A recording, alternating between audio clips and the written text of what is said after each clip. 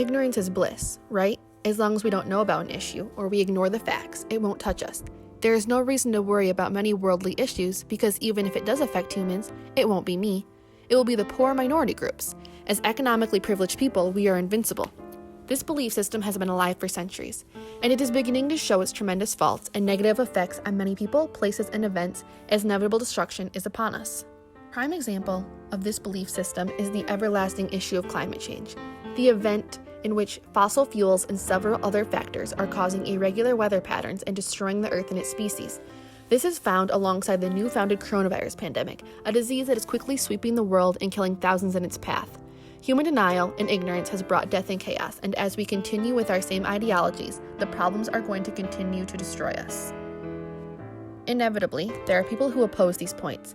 Because of the relentless push to act against climate change, some argue that global warming does not exist, or some even say that it's a good thing.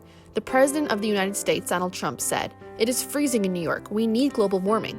Adding to this, people think the disease is like a cold and it won't bother them. They are failing to understand that they are silently spreading the disease to those who it may claim. Racism, sexism, and ageism are exacerbated by these issues. The idea that somehow one sex is superior to another, or that pandemics and catastrophes consider your age, only further supports the belief system that man is invincible. In reference to the coronavirus, and as found in an article by Eleanor Cummins, a woman tweeted after going to a crowded restaurant, "I am 30 years old. It was delicious, and I took my sweet time eating my meal, because this is America, and I'll do what I want." Even after reports of young people becoming critically ill with the disease, and the known fact that she may be spreading it to vulnerable people, this woman chose herself over humanity because she's superior. Relating to climate change, as it states in a peer-reviewed article by Ian Christopoulos and other authors titled "The Role of Human Rights in Climate Change Adaptation," it states, "There is a tendency to overlook areas and populations most vulnerable to climate change.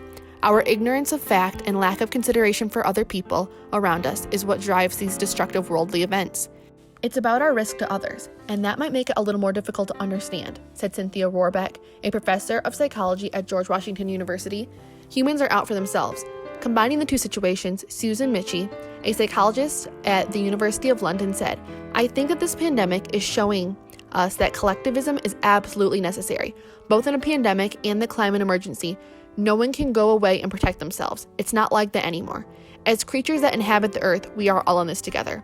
And too many people deny this and pave paths of demolition." Unfortunately, it seems that the only way all of this will find a solution is in the aftermath. A lot of people deny these problems and believe that they can push it off to future generations. They believe it does not affect them. David Ropeek, a former professor at the Harvard School of Public Health, states, "Nobody wakes up in the morning and looks at the long-term climate forecast. They ask what the weather is today, where I live, and how it's going to affect me. They're not going to look out for others until it affects them, and at that point it will be too late. Same goes for COVID-19. Nothing was done until it affected too many people and the situation was out of hand. The government is now playing catch-up and trying to find a solution for a pandemic that has no boundaries.